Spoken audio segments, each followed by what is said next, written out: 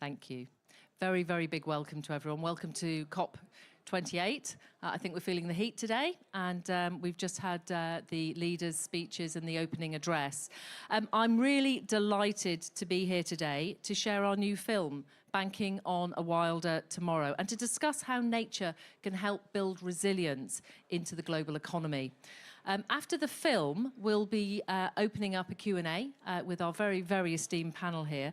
But perhaps I might specifically just welcome our panel to begin with at the start. First of all, we've got Rebecca Chapman, who is Head of Climate Environment at the UN Principles for Responsible Investment. We have Caroline Prolot, Head of Stewardship and LATAM Climate Turnaround for Brazil's FAMA Capital. We have James King, who is Nature Finance Lead at PwC in the UK. And last but by no means least, we have Mel Croth, Head of Global Policy at RSPB, and certainly a very, very close partner for us in the creation of this film. So a very big thank you for joining us. We've got quite a tight schedule. We're going to have a film for about 25 minutes, and then we'll have about 25 minutes of discussion and indeed questions from the floor as well, as I know we need to finish bang on time here. So first up, we are going to watch one of our latest business films, Save Our Wild Isles, Banking on a Wilder Tomorrow. The film was created by a really unique partnership with three national NGOs in the UK, WWF, RSPB, and the National Trust, who really joined together to highlight the plight of nature in the UK, but also to share some very distinct global messages as well. So we created these films in order to ensure really businesses and their employees all over the UK could actually start to understand a little bit more about the nature crisis. This film is very much focusing on finance and indeed has a global focus, with the role particularly of the City of London and indeed many global businesses headquartered in the UK. We know that the money flows from across and out of UK borders actually has a very distinct and significant global impact too. So I think we're clear that we know we need to ensure that our finances are stewarding the planet's resources in a sustainable way, and certainly increasingly importantly in a resilient way as well. So I think what we'll do is start to move into the film. At the end of the film, I will remind you that we do share these. They're free to use. Please use them within your networks or indeed for viewings within your own organisation. Both hopefully to inform, but we also hope to inspire in terms of thinking about what role you might play in starting to tackle some of these challenges as well. So I'm going to invite the panel to sit down, enjoy the film. I hope you'll enjoy it, and we'll see you in about 20-25 minutes for some Q&A. Thank you very much. The UK finance sector is confronted with the two greatest risks it has ever faced: climate change and the collapse of nature. Both crises are intricately connected and pose existential threats. Where we're heading to by the end of the century is potentially as extreme as civilizational collapse. Hundreds of firefighters have been tackling blazes across the country. Reached the 40 degrees mark for the first time in Britain. This is some of the worst flooding that this region has seen. This is what a warming planet looks like in reality. New record temperatures. A huge evacuation order is in place. It hasn't rained here for 3 years. Pakistan is drowning. A humanitarian disaster of epic proportions. The degradation of our planet is fueled by the actions of a flawed financial system. If the financial sector in the UK was a country, it would be the world's 9th largest emitting country. We have begun to tackle the climate crisis, but until very recently, we had completely overlooked the crisis in nature. We're actually bottom of the G7 nations in terms of nature depletion, and the bottom 10% of all the countries in the world. Insurance companies are looking into the future and the most likely scenarios, and they're worried. In a nature-depleted country, simply put, we wouldn't be able to operate as a business. To prevent the collapse of nature, the economy and society, and to contain the climate crisis, the finance sector must change its relationship with the natural world. If we do want to navigate the challenge that's before us, the cheapest, most economically effective way of doing this is through harnessing the power of nature.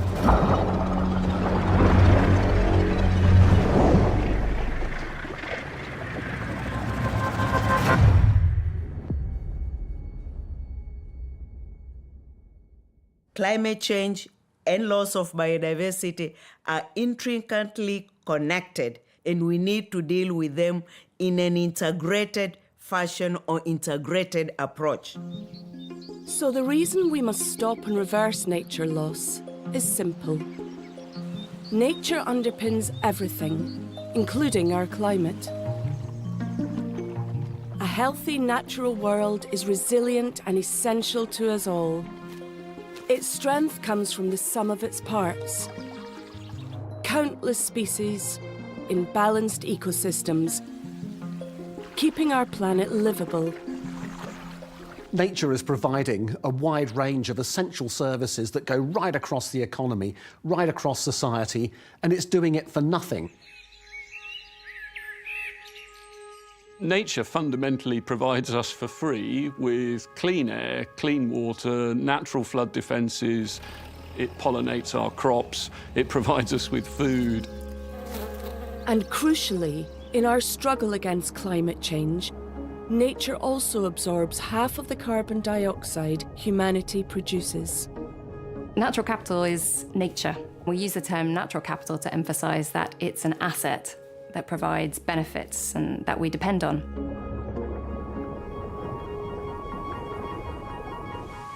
The idea of natural capital really parallels the idea of financial capital. If we look after nature's assets of forests and soils, fresh water and oceans, then those dividends can be there indefinitely for the future. Nature is the ultimate foundation of all our commodities, all our investments, and our entire economic system. $10 trillion per year accrue from nature globally. And over 395 million jobs will be accrued as the result of nature and services it provides by 2030. In spite of all this, our assault on the natural world, funded by our economic system, has been increasingly devastating and relentless. Public and private institutions or investments spend 2% of the global GDP per year on incentives which are harmful to nature. Governments globally continue environmentally damaging practices such as subsidizing fossil fuel use and over-intensive agriculture. Our food system is by far the biggest cause of destruction of the environment. It's the biggest cause of deforestation. It's the biggest cause of the collapse of biodiversity and wildlife. It's the biggest cause of freshwater stress and freshwater scarcity. And it's the biggest cause of the collapse of aquatic life in our oceans. It isn't just about what happens here, it's about what we're financing in coal-fired power stations in India or unsustainable fishing practices in Indonesia. It's about everything that we do as a very rich country and how our money is used globally. Across the world, nature is in free fall. Populations of species, an indicator of healthy ecosystems, have crashed by an average of 69% since 1970. And the UK has lost more nature than almost any other nation. Well, nature in the UK is in a pretty awful state. We've lost half of our biodiversity. 90% of our natural wetlands. 97% of our flower-rich grasslands. And 70% of our ancient woodlands have gone.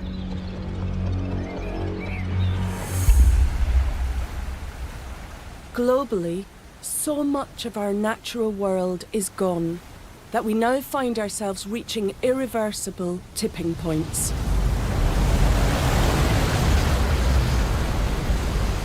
Points of no return, after which ecosystems are unable to function. We don't have enough nature left to purify our rivers. We don't have enough nature to ensure long-term food security. We don't have enough nature to buffer against the effects of climate change or to catch enough carbon from the atmosphere. We are just beginning to understand the full repercussions and risks from these tipping points, which have been dangerously downplayed or simply ignored. And already their impacts are being felt across the globe. It is estimated that in 2021, economic losses due to natural catastrophes was $270 billion.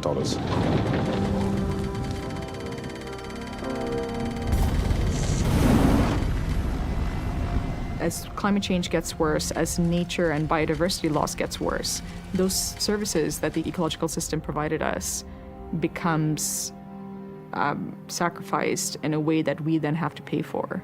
In the States, you've seen examples of where we're having to artificially pollinate crops or transport bees to different areas of the state to pollinate nut crops. And that's just one small example of where every business that we rely on for our own livelihoods will be stressed the more we put nature under stress. By destroying the services that nature provides for free, we will shatter the foundations of our economies and never reach net zero. It's now 5 minutes to midnight. We need a programme of screaming urgency to reduce and reverse our impact on the planet's life support systems. We are already too late to reverse the damage completely. The fate of nature and humanity are in our hands.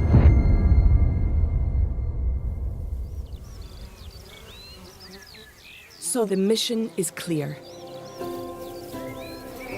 In order for our economy to thrive long-term, the finance sector must tackle the nature crisis. And it must start now. Roughly 400 trillion of capital is out there in the global financial system. We know that is many times what is needed to solve the climate crisis, the nature crisis simultaneously. We need to invest at least $11 trillion in nature between now and 2050 to have any hope of limiting warming to 1.5 degrees. Scientists have also already told us that 37% of climate mitigation and adaptation will come from nature or biodiversity. When you look at it from a business perspective, what you're building is long-term sustainable value, sustainable businesses, sustainable income. And there is nothing to prevent us from taking the first steps.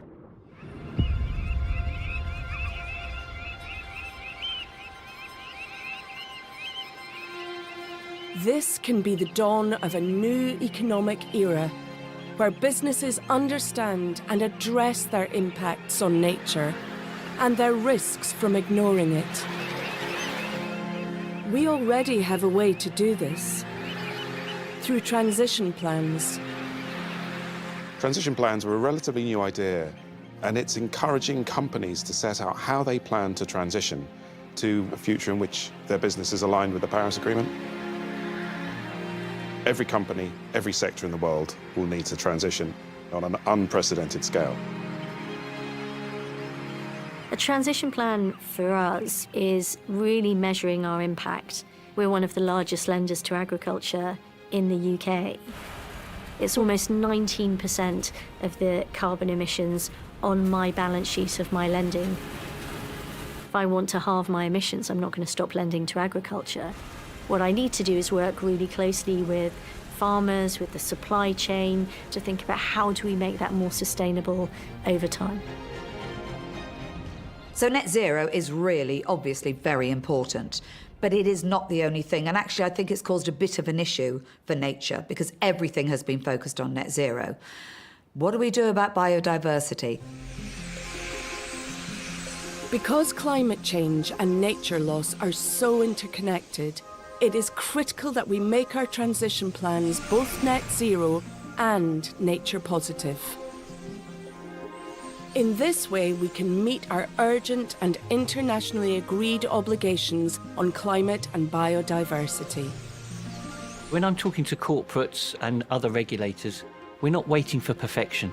We know that you don't know all the answers, but you've got to get started. This is far too important to wait for perfect information. It's often said that nature is more complex than climate, that there is no data, there isn't consistency on metrics.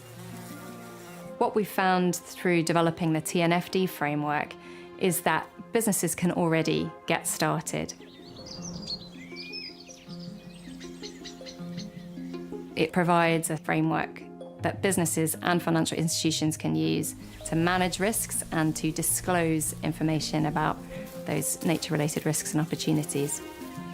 Having critical information on risks paves the way for institutions to set science-based targets to reduce their impacts on nature. Science-based targets for nature matter because unless we set credible, ambitious targets that we can be judged against, we think that we won't make fast enough progress. And so we've set some incredibly ambitious targets for how we as a retailer both encourage greater biodiversity, but also really thoughtful about how we protect nature in our supply chains. Knowing what targets companies are working towards allows investors to revolutionise how they allocate money.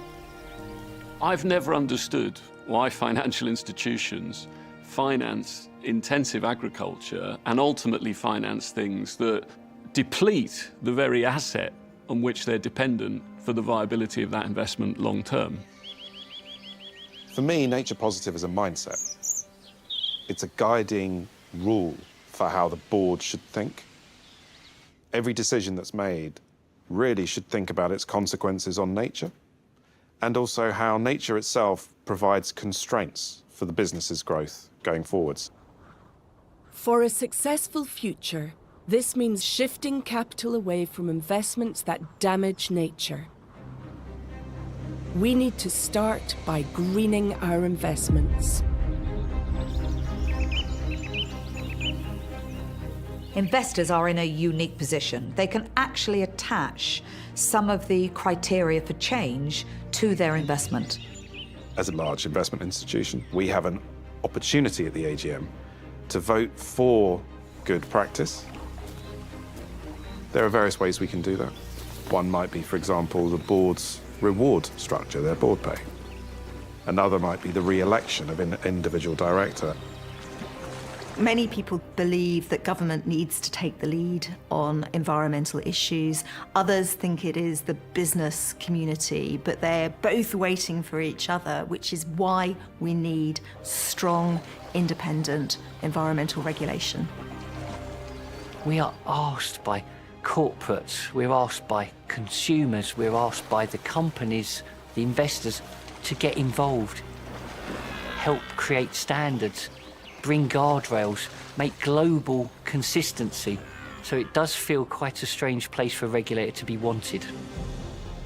Money is global, and global standards will help the flow of money move to the areas that it needs to, so that investment is part of the solution. Regulations needn't hamper opportunity. They provide the guardrails for our investments, enabling us to be creative with the opportunities emerging in this revolution to a net zero and nature positive economy. There's tremendous opportunity in this. We've seen it with net zero. A whole industry's blossomed. We now need to see the same thing happen with nature.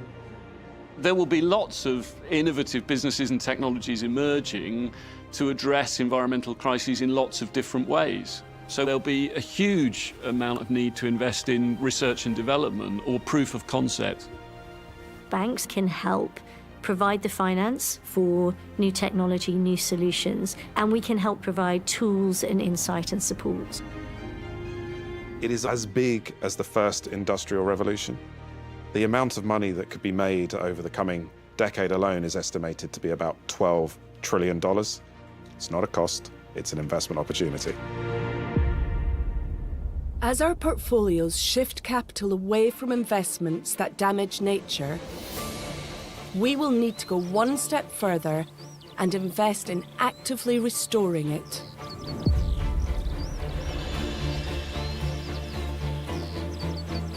Nature-based solutions are those that harness natural processes to solve a problem, often more economically than if we attempted it ourselves.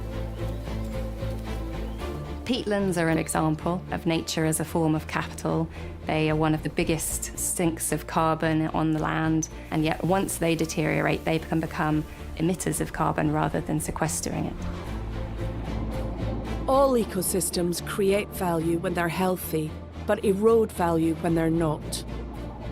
Therefore, investing in their restoration creates returns on many levels, such as capturing blue carbon in our marine environments. So much of the oxygen that we're breathing on land is being replenished by countless trillions of plankton drifting in the surface of the sea. The oceans are also collecting a vast amount of carbon that's coming from industrial pollution and have been for centuries.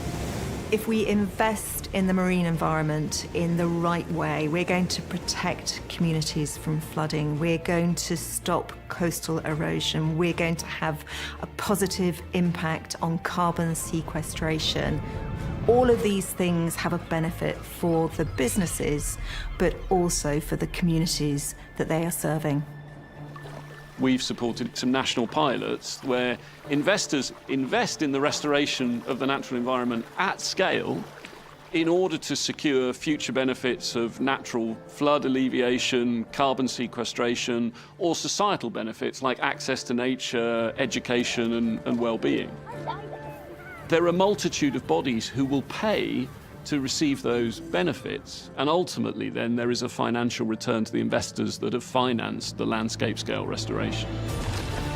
There is evidence from the United States to suggest that for every £1 million invested in nature recovery, about 40 jobs are created. That's about 10 times as many as would be created through a similar investment in fossil fuels. Imagine if the whole financial sector put its mind to innovations and thinking about how can we finance nature's recovery and create all of the benefits we take for granted from nature to economic outcomes that people are prepared to pay for.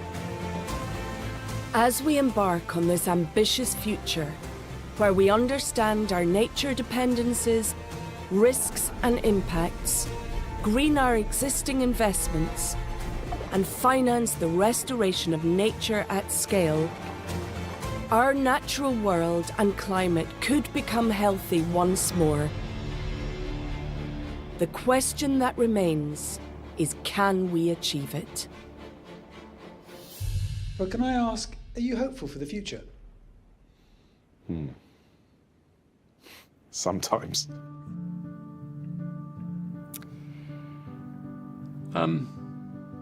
Yeah, what to say? It's not easy, but am I optimistic? Yes.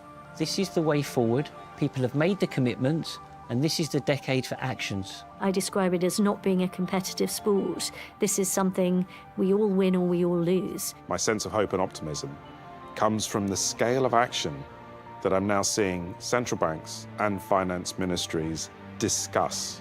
They're not taking it yet, but they're beginning to discuss real action that would make a real difference. Our financial system is entirely man-made, so I am hopeful that we can recreate something that is fit for purpose and fit for the planet. Human beings are amazing. When we put our mind to something, we can fix it. So I'm not worried that we can't sort these issues. I'm worried that we won't do it in time.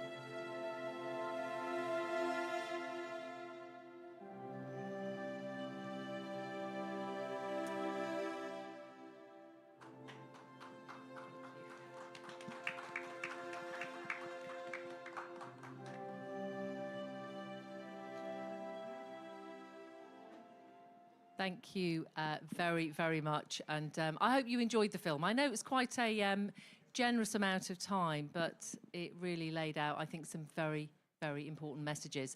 So I think now's a bit of an opportunity to get to work, as it were, and particularly in terms of my really brilliant panellists here, who I introduced earlier as well. And I'm going to kick off, I think, with Rebecca, actually, in terms of the first question. We hear a lot about net zero. We heard Deborah Meaden just say that at the end of the film as well. But it also talks about being nature positive.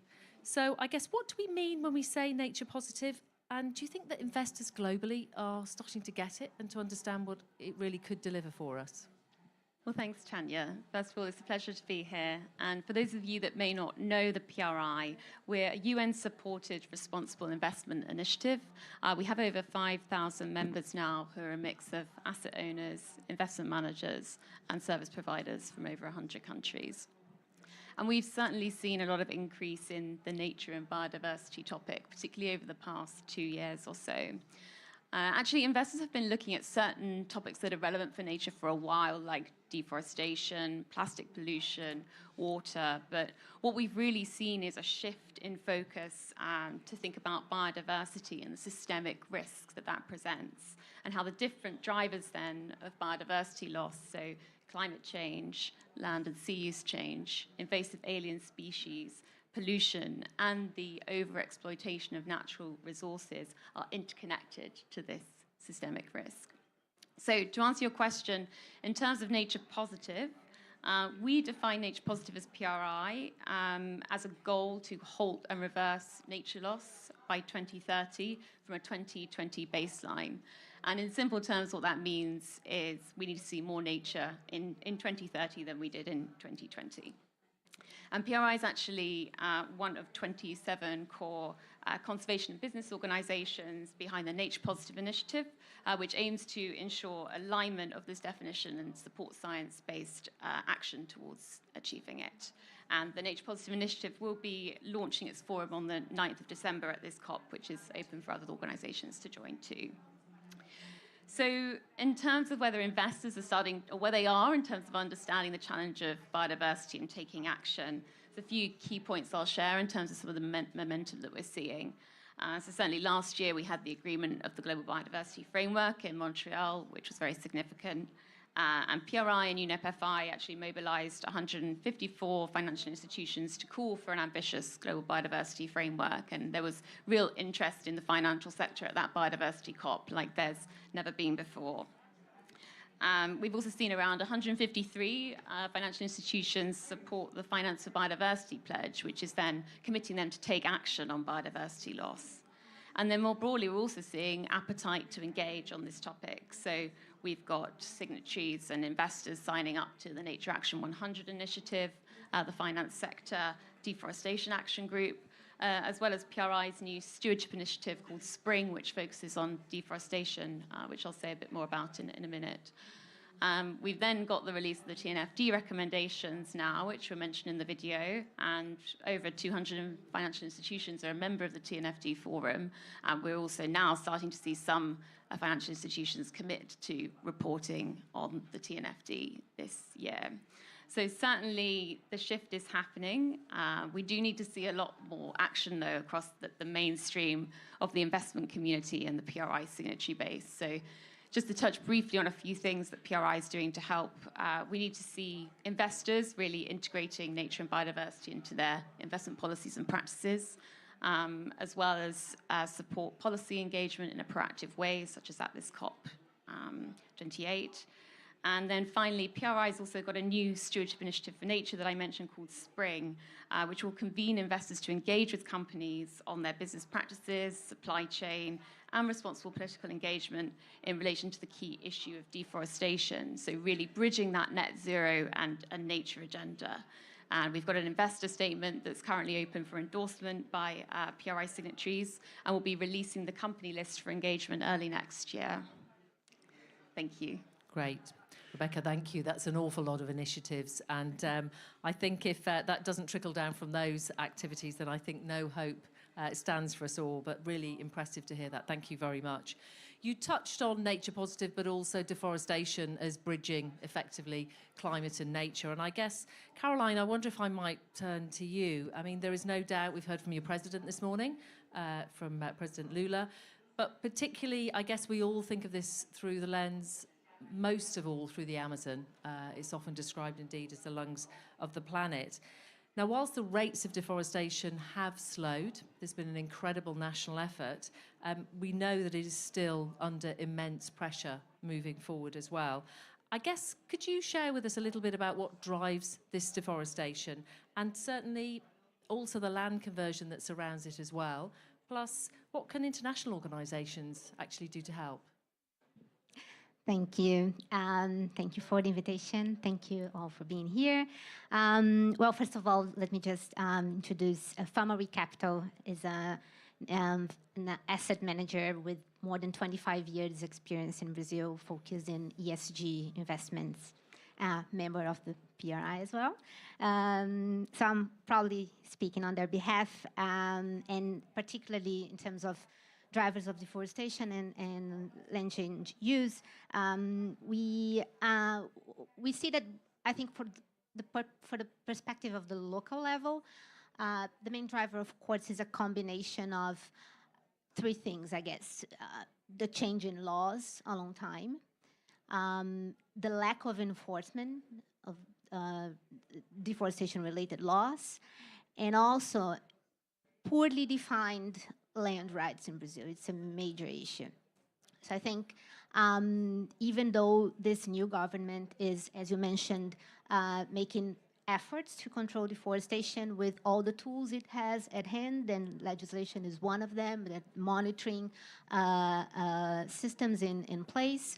But there's a lot of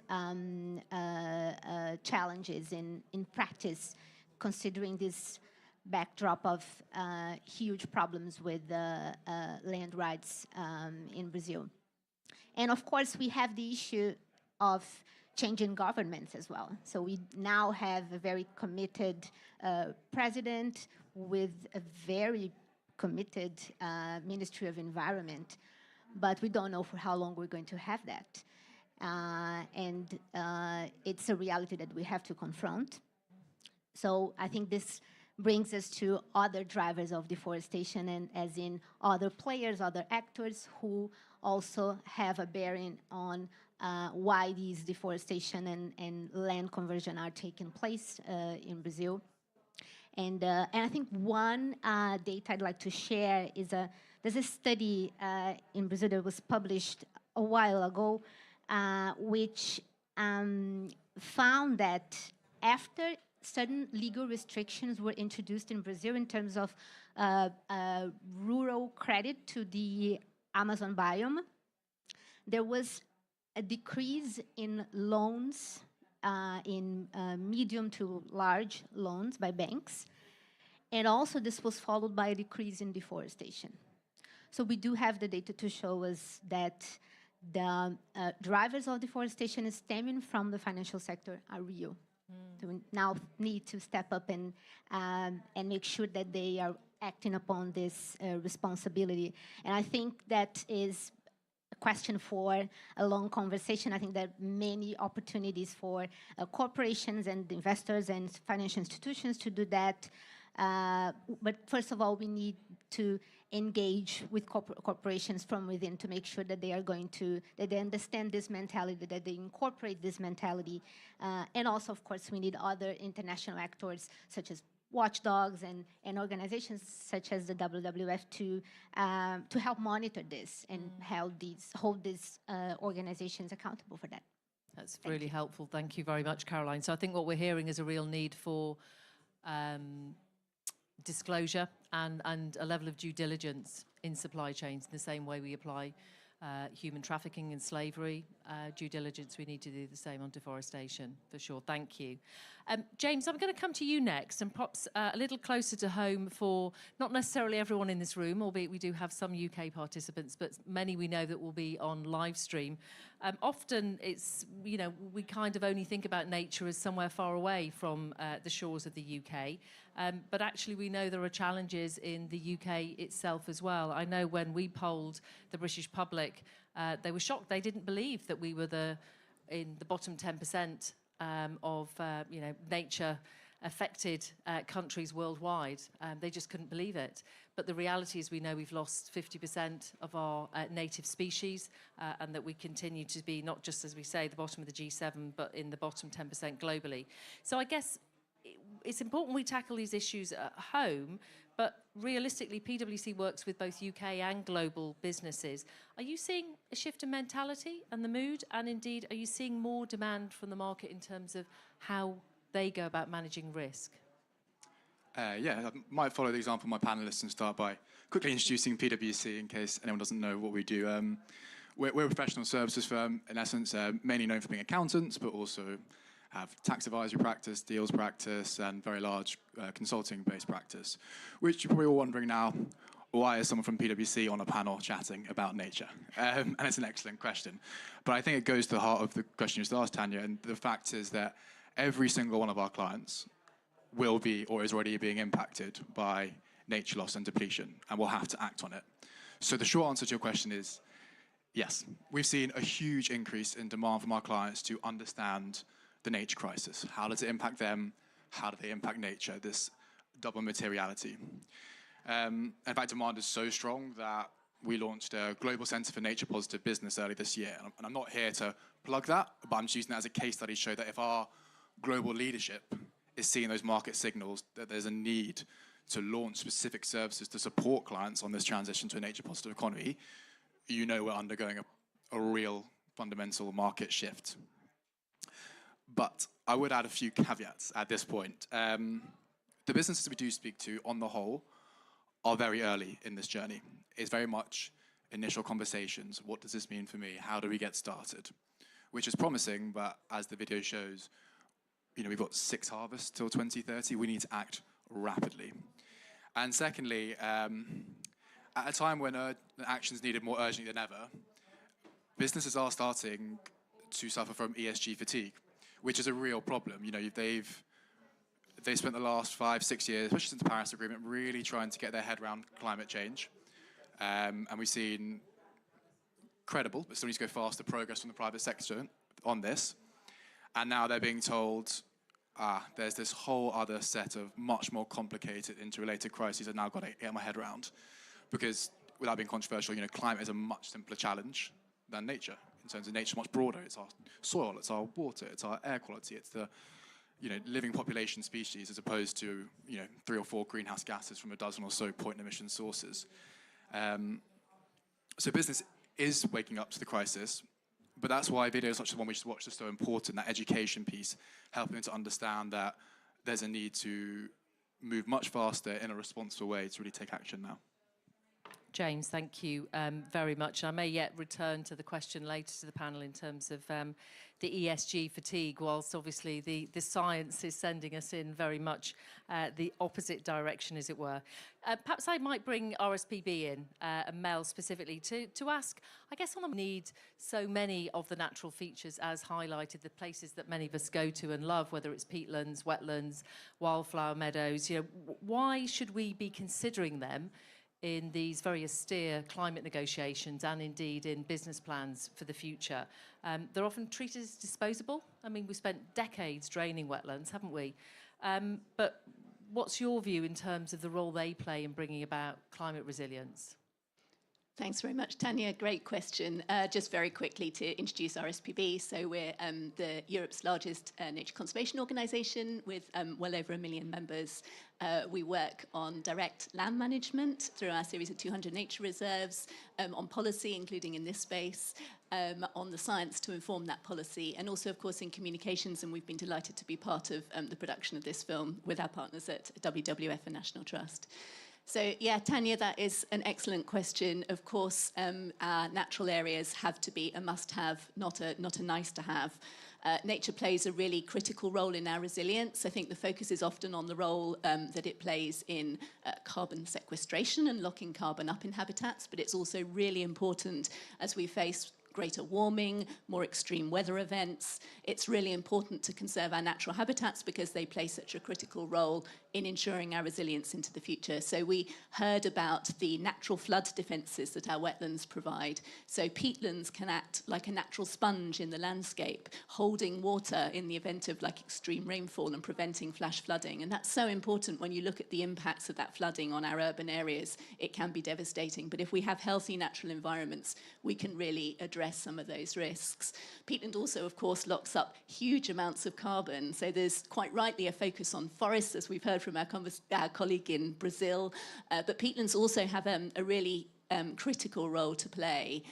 In the UK, although they only cover around 12% of our land area, they actually lock up 3 billion tonnes of carbon, so it's really significant. But around 80% of that land area is degraded, why it's so important that we invest in restoring those habitats. It's something that we've been trying to do through our own nature reserve network, and we're also now working in partnership with the Co-op Bank, who are investing in helping us to restore larger areas of peatland for exactly those reasons. Of course, peatlands aren't the only wetlands, so our coastal habitats are really important in the context of sea level rise. So as the sea level rises, as we experience more storms, the waves eroding our coast can be highly damaging to communities on the front line and, of course, to the biodiversity habitats that exist there. So our coastal salt marshes are like the jewels in our crown for nature. We have hundreds of thousands of birds come every year to the UK as residents in those habitats. And not only are they wonderful jewels for wildlife, they act to slow the water as it comes into the landscape. They take the energy out of those waves and they protect those communities. Now, I know I'm giving UK examples, but actually mangroves play exactly this role. And we know that there's going to be some really exciting announcements on mangroves later on here.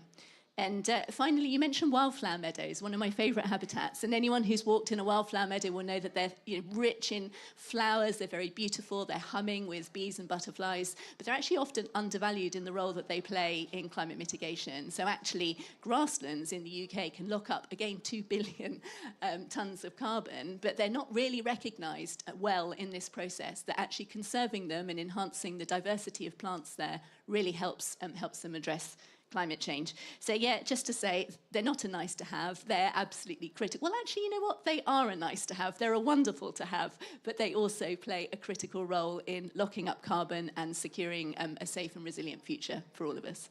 It's really helpful and very beautiful natural infrastructure. And we know there are similar features in many, many other lovely parts of the world as well.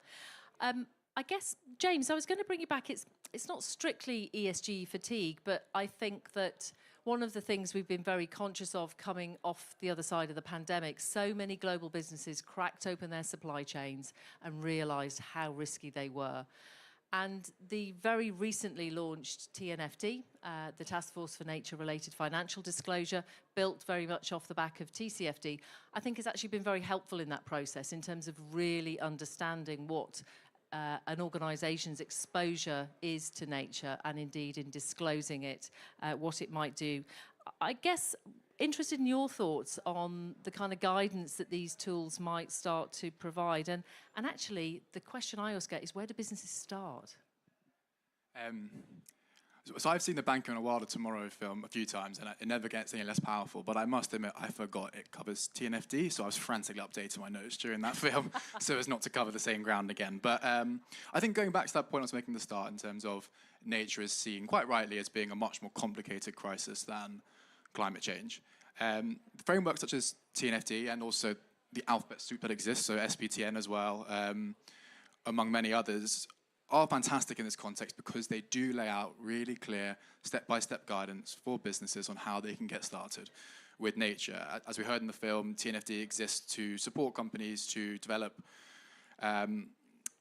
clear disclosure about their nature-related impacts, dependencies, but risks, but also crucially, the opportunities that exist from a nature-positive transition. And the idea being that if businesses and financial institutions especially integrate nature into their decision-making, this will help to shift finance towards nature-positive outcomes. So, for example, TNFD has its LEAP methodology, so that suggests that companies, if they want to understand their nature-related risks and dependencies, they should locate their interface with nature. Again, nature is so locally specific, particularly compared to climate. We have global commons with the atmosphere.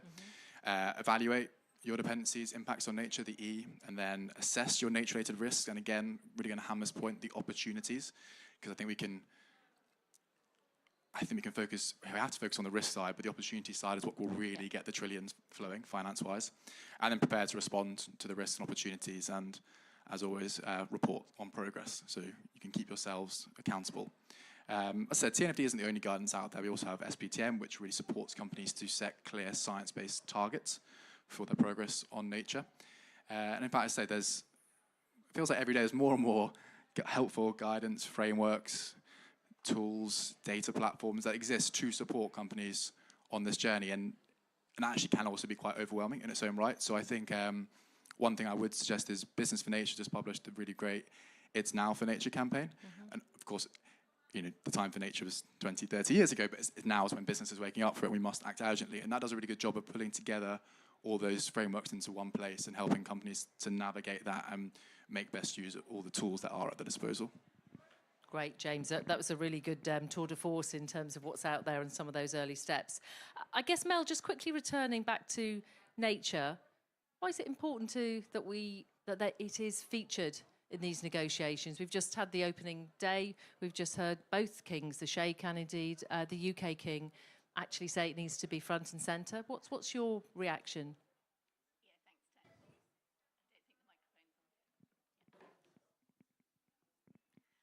Thanks, Tanya. I don't. Is it it's on? on. It's on. Great. Yes. No. Absolutely. Nature plays a critical role in these negotiations and needs to be at the heart of this process. And yes, absolutely. I mean, we heard the heartening words in the leaders' segment today about the need for a zero carbon and nature positive future. It's taken a long time to get to the space where these things are being talked about at this very high level as the need to solve the crises in tandem. But it's the point that Elizabeth Marema made on our video, that the science is very clear that the biodiversity and climate crises are intrinsically linked, and therefore the solutions have to be. I think there's still space for the policy to catch up, and that needs to happen in this space. So we see the global stocktake review process that's being conducted here. So this huge review on whether or not we're on track to meet our Paris targets is a really critical opportunity to highlight, well, A, that we know that we're not, and B, that nature is part of that solution. So we have a UN climate process, and we also have a UN biodiversity process. And what we need is for the climate process here to signal very clearly the need to join with that biodiversity process. So we really hope the global stocktake will actually make the links across to the global biodiversity framework that was agreed last year at the CBD COP. So that's critical, but not just at this convention level, also at the level of the national plans for the countries that implement them. So here in this space, countries will be required to prepare enhanced climate commitments, their NDCs, and under the CBD, they will be required to produce NBSAPs, the biodiversity plans. These also need to be integrated at that national level if this is to truly land. And so while we know that nature is critical in getting to 1.5, alongside obviously urgent and rapid fossil fuel phase out, which is one of the core asks in this space, so it plays a critical role there, but it must be emphasized that those things have to happen next to each other. It can't be investment in nature at the expense of phasing out fossil fuels. It absolutely has to be both. And I think another critical thing that we're emphasizing in this space is that investing in new carbon sequestration is obviously a clear part of the solution. But first, we have to protect the critical carbon stocks that we have already. So that's our existing forests and natural ecosystems. We mustn't lose those. We talk about keeping fossil fuel carbon in the ground, but we have to keep the carbon that's locked up in our ecosystems as a priority. And then also, obviously, look at how we can enhance the role that ecosystems play. When we do that, we need to make sure also that we're bringing people with us. And when we're putting forward these messages around nature and climate action, it has to take a human rights-based approach. It has to respect the rights of Indigenous peoples and local communities. Otherwise, we're not going to land success. It has to work for people, for nature, and for climate. And so the final kind of point that we're emphasizing is that the IPCC actually signaled that between 30 and 50% of land needs to be conserved if we're going to have a sustainable future. So that needs to be done in that way that works for biodiversity, for people, and for the climate. And if we can land those messages, we'll really be taking a step forward. Mel, thank you. I think really great summary. I wonder if I could finish off with a quick closing question to all our panellists, and then I think we might have a couple of minutes left if there's anything from within the room as well. And Caroline, I wonder if I might start with you. How important is it that the finance sector takes this issue and this responsibility seriously? And I guess interested in your views in terms of when do you think it might become business as usual, and also where do we think some of the opportunities might be as well? Thank you. Yeah, I think in terms of opportunities, I'd like to share one in particular, because you mentioned before the tools that exist in terms of disclosures and due diligence. I'm a lawyer, so I've been there on that side, on the buy side, doing due diligences, and I can recognize, of course, that there are challenges and limitations to what can be done in that context, although it's definitely necessary and helpful. But I think there's another perspective that is important to be considered, that there is a lot that can be done from within the company via investment, in terms of responsible investment. So I think we need to consider other opportunities of how investors are going to promote via engagement and stewardship more actions to promote decarbonization and fight nature loss within companies. I have just a quick experience to share, which is our most recent fund at FAMARI Capital, the Climate Turnaround Fund, which was recently launched and is aimed at investing in carbon majors in Latin America, with the aim of, as shareholders, having a seat and the opportunity to engage within the company and promote decarbonization based on science, based on the best knowledge we have available in the region, and also with a view to show that there is value, there's value creation in that process as well. So I think we need more initiatives like this. That we are mostly focused in climate change, but nature, as was mentioned before, is a very complex thing still. I think we're still debunking how to tackle nature loss, but it's definitely the next step. Great, thank you. And perhaps, hopefully in time, nature as an asset class in itself too as well. Rebecca, I wonder if I might turn to you. Similar question in terms of, I guess how important is it that the finance sector takes this responsibility seriously? Yeah, sure, thanks. Well, very important. Probably 3 points I'd highlight here, and in terms of opportunities. One is that nature really has that ability to respond to the climate mitigation, adaptation, and biodiversity agendas, and there's a need to see these as interconnected. Then say there's the opportunity to leverage some of the work that's already been done on net zero and the approaches used, like TCFD. TNFD has the same building blocks as TCFD, so hopefully that will make things easier. And I'd also say, in terms of lessons learned from the climate and net zero space, is the importance of policy and creating an enabling policy environment for investors. Great, thank you very much.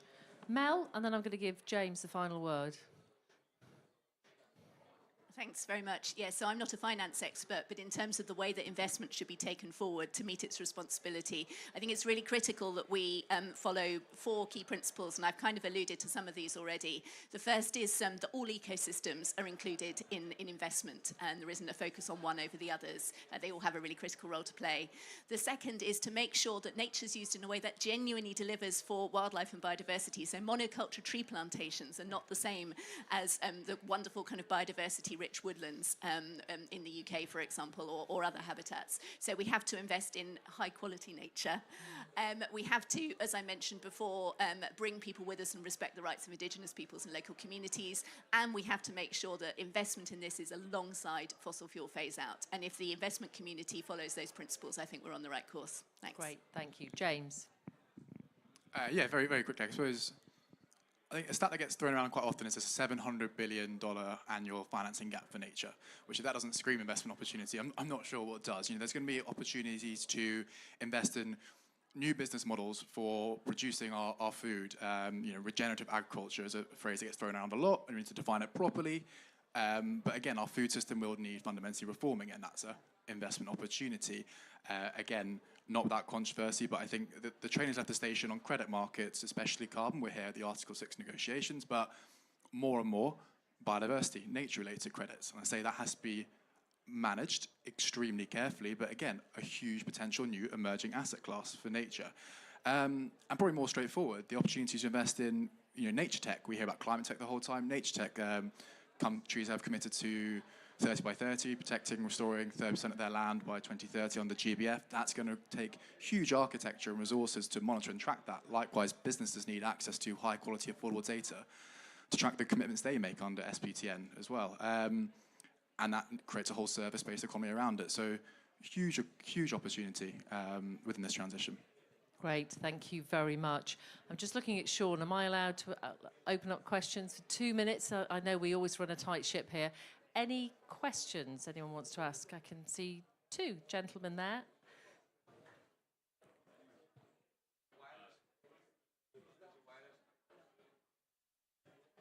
Thank you very much. Hi, thanks everyone. Great panel. Just wanted to check in, I guess, probably more with Rebecca and James, but Caroline and Melanie, please come in. What have you been seeing from investors and businesses looking at the climate transition risks or kind of transition risks around policies to protect nature? Because I work with a group that's developing models on that front and really want to know more of like the business and the investor mindset of understanding, how does the EU deforestation regulation put production in Brazil or Indonesia at risk for raising future capital, or even looking within the production models of those companies where they might be able to find more opportunity for reevaluating how to use that land, either for carbon markets or through sustainable production as well. Kind of just like a general overall sentiment there, how much are investors and business leaders kind of thinking to look at transition risks and not just the physical risks of climate and nature loss? Thank you. Thank you. James, do you want to ask as well? And then we've got 2 questions. Yeah, again, thank you for a great panel, brilliant film, and we showed that to our board with your help, Tanya, James Close from NatWest Group, and it really kind of resonated with them. And the question I think it poses at the board level that then flows through to the corporate level is how do we put a price on nature and biodiversity and value it properly? Or do we also have to think about this in terms of just doing the right thing and therefore driving change throughout the whole organization because it's the right thing to do? Thank you very much. 2 very meaty questions. Anybody want to answer one or both of those? Rebecca's going to go first. Thank you. Yeah, happy to start on the transition risk question. So, yeah, it's a really good question. I think we're certainly starting to see a lot more concern about the transition risks specifically. I'd say the EU deforestation regulation you mentioned is one very good example of that. But we also have PRI works with the Inevitable Policy Response, and there's been a lot of interest in that from investors around policies driving net zero, but there's an increasing focus now on nature. So I think we're starting to see more interest, and we'll see more in the future. Thank you very much. Anyone else want to respond to transition risk, or more into the, almost cracking into the question of the value within those supply chains? Caroline? Well, I think we're just starting to scratch the surface on that. But that being said, I think there are actually a lot of arguments in terms of value creation in relation to those more sustainable practices and, of course, carbon capture and storage. I think these are all, and these can connect with biodiversity assets as well. So I think there's a lot to be developed from that point, but there is a way to calculate that benefit. Of course, you might have to use carbon pricing as a proxy, but but we might need to develop something in relation to nature biodiversity for that purpose as well. Great, thank you very much. Do I need to clap? I'm allowed? Fantastic. Anyone else want to contribute? I was just going to say, in terms of return on investment, our analysis shows that the economic returns on investment through investing in green infrastructure are really significant. So in terms of ratios, sort of 1 to 4, in terms of investing in peatland habitats. And it's not just the carbon value, it's actually the value in some of those other ecosystem services like natural flood management, water purification. We work closely with the water industry, for example, where actually it's much cheaper and more cost effective for them to invest in habitat restoration than it is to invest in highly intensive water purification industries, for example. So that's just one example, but often these ecosystem services really provide additional value. That's the direct value. Then there's additional indirect value and intrinsic value as well that can be factored in. Thanks. Fantastic. Thank you very much. I'm going to draw this panel to a close. Otherwise, we just get kicked out, actually. They're very strict here. Before we do that, I think we've got an amazing opportunity ahead. I think the potential of 400 trillion of capital swirling around the system, I think, can head into a major, major transition. So for me, that is the upside and the opportunity, unquestionably. Please, if you want to use any of these films, they are free to use. Please share. We'd be very happy to facilitate that, but very much there to hopefully inform and inspire.